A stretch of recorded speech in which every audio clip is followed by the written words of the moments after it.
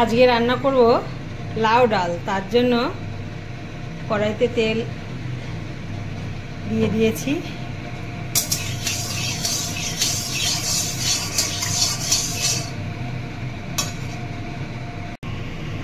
শুকনো লঙ্কা আর জিরে ফোড়নে দিয়ে দেবো।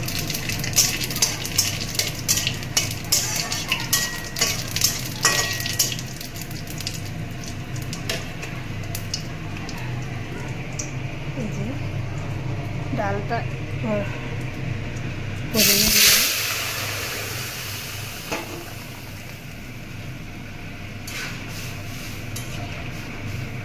চিমনি চলছে তো ওই জন্য একটা আওয়াজ হচ্ছে।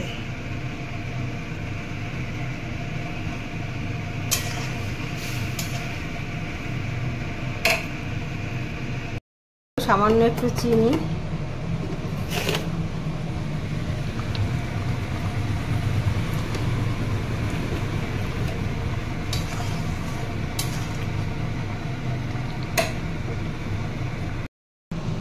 আর দেবো ভাজা মশলার একটু গুঁড়ি। এই ভাজা মশলার গুঁড়ি দিলে লাউ ডালে খুব স্বাদ হয়।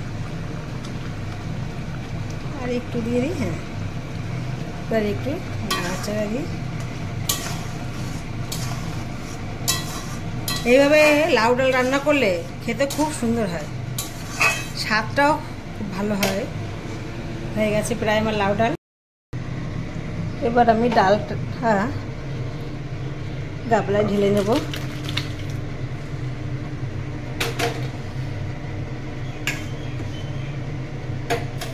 হয়ে গেছে আমার লাউ ডাল।